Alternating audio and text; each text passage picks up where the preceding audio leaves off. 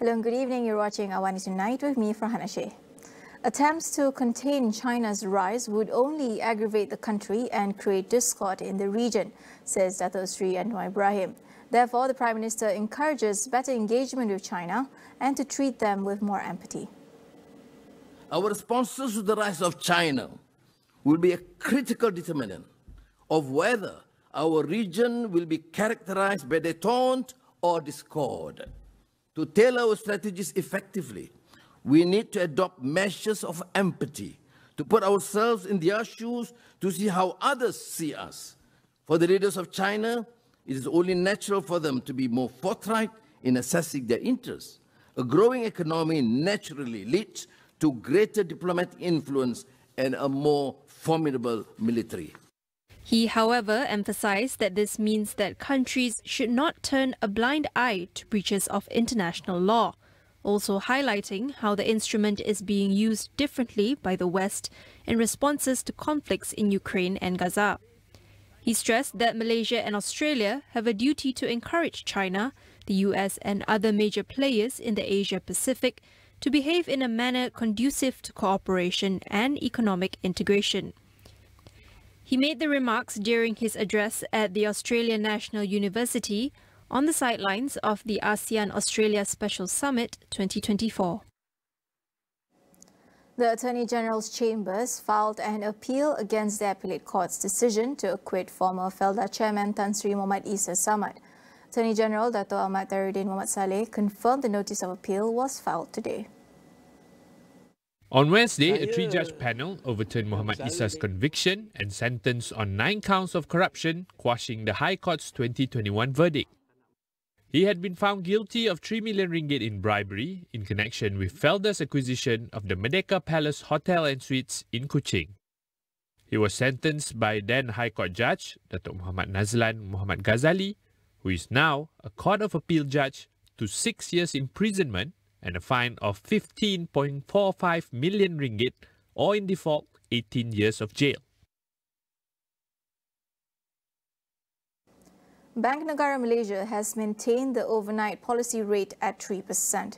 It's the 4th consecutive session where the Monetary Policy Committee has maintained the key interest rate. In a statement on the latest decision, the central bank said growth in Malaysia was expected to improve in 2024. It said export growth was turning positive after contracting since March 2024 and would continue to be supported by stronger global trade. It added that tourist arrivals and spending are also expected to rise further, while continued employment and wage growth remain supportive of household spending.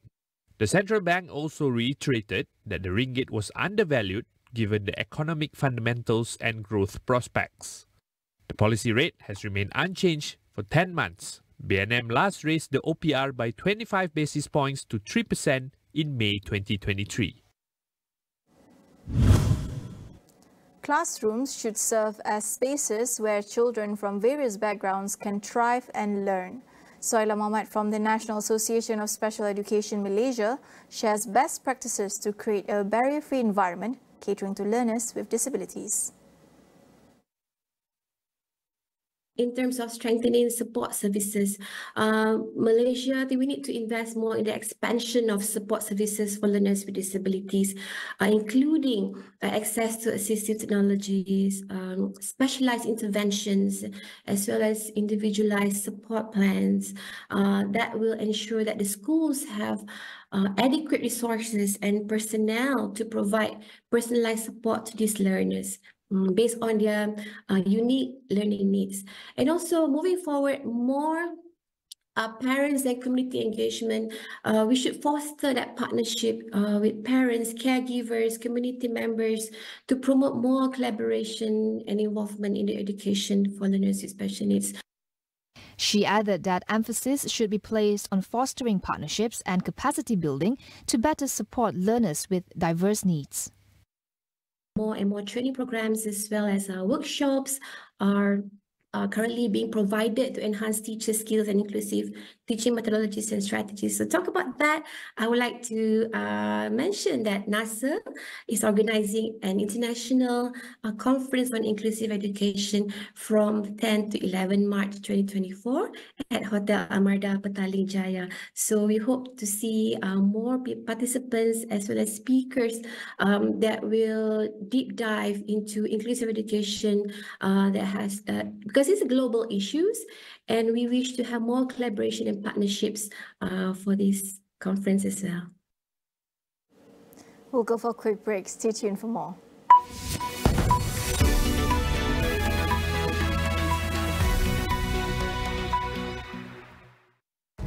Anugerah yang meragut nyawa seorang ibu.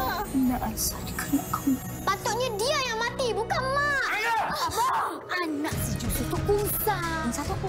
Keliru tanpa kasih ibu. Kita lelaki. Abang belum boleh lupakan lagi arwah Mina.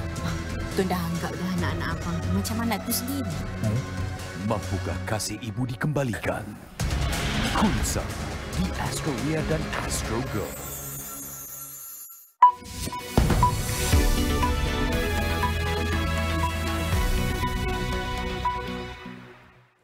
Welcome back. As a country with limited natural resources for water, Singapore has long prioritized finding effective and efficient water solutions. Charles Santiago, chairperson of the National Water Service Commission, SPAN, reflects on some of the ways water is being managed in the city-state and what we can learn from our neighbour. I think if you look at Singapore's own history of managing water between 200 and 2017, it was something similar to Malaysia. But something triggered off in 2017 when then the Prime Minister Lee Kuan Yew basically said water has to be made a national security priority. And that's when things started shifting in the case of Singapore. And that's partly because if you look at 2000 to 2017, the water tariffs were as low as Malaysia. But in 2017, they made a decision to increase it by a 30% increase, a huge increase. And today, it has gone even higher, where the environmental cost or the future planning in terms of water conservation is already part of the pricing of water at this time. So therefore, they are really looking forward to ensuring that the country does not face a crisis in the many years to come. Number two, there are already discussions that Spain is now leading at this time, which actually mirrors what's happening in Singapore, which is now looking at reclaimed water, for example, looking at storage spaces, also looking at more financial investments, especially in looking at reducing non-revenue water. So, for example, we lose between 2018 and 2022, our loss in terms of non-revenue water is about 8 billion ringgit, which means that this is water that's already been treated and there's money value attached to it, but somehow there's pilfering, which means somebody has stolen the water, there's a leakage or there's a pipe burst somewhere. And that's largely because some of these pipes are, 50 years, 60 years and so on, and they were put together when Malaysia got its independence or subsequently in the 60s and 70s. So therefore, we need to really be vigilant. We need to have the sense of urgency that climate change is in front of us and that we need to prepare for that. With impacts of climate change intensifying worldwide, there is an urgent need to ensure that water supply remains adequate for years to come. Chairperson of National Water Service Commission, SPAN, Charles Santiago, emphasizes the need to boost up spending and improve infrastructure for this purpose.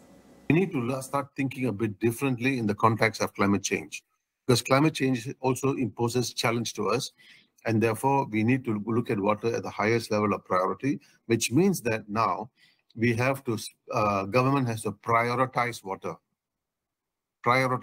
and our suggestion is that we need to spend 10 billion ringgit this year, next year, and the following year in order, it means 10 billion per year. 10 billion per year in order to upgrade infrastructure to ensure that we have water secure in the next 30 years or 20 to 30 years. The planning, and especially when you're dealing with infrastructure, because water doesn't come to you from the heavens, but it has to be brought to you through the the pipes. And these pipes are expensive. To replace 1 kilometer of pipes is about lebih kurang 1 kilometer. 1 kilometer is 1 million, give and take 1 million. So therefore, we need lots of money. And this investment cannot be done 10 years from now. 10 years from now, you're going to face the problem. So what we have to do is we need to prepare now in order to face the crisis. Charles also highlighted the use of technology to further improve water solutions in the country. In the case of water, we need gadgets that actually helps to decrease increase water efficiency at homes. That's number one. Number two, we also have to keep the cost of production or cost of treatment of water down. So therefore, we need energy-saving equipment.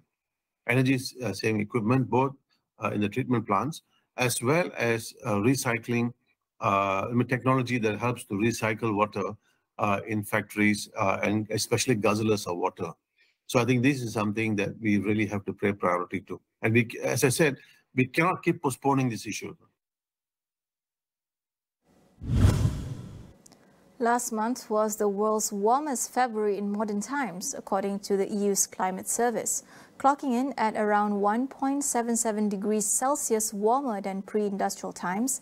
It is the 9th month in a row that has been the hottest on record. Every month since June 2023 has set a new temperature record for the time of year. The world's sea surface is the hottest it has ever been, while Antarctic sea ice has once again reached extreme lows. The EU's Copernicus Climate Change Service said February 2024 broke the previous record set in 2016 by around 0.12 degrees Celsius. Western Australia, Southeast Asia, Southern Africa and South America were particularly affected by severe heat. The 12-month average now sits at 1.56 degrees Celsius above pre-industrial levels, while the UN's climate body said carbon dioxide concentrations are also at their highest level for at least 2 million years. Experts have noted that temperatures were boosted by the El Niño weather phenomenon, but man-made climate change has been the main driver of global warming. A UN study has found that the world's most popular AI tools are powered by programs from OpenAI and Meta that show prejudice against women. A study done by the UNESCO tested Meta's Llama 2 algorithm and OpenAI's GPT-2 and GPT 3.5, the program that powers the free version of ChatGPT. The programs were found to have generated text that associated women's names with words such as home, family or children, while men's names were linked with business, salary or career. Men were portrayed in high-status jobs like teachers, lawyers and doctors, but women as prostitutes, cooks or domestic servants.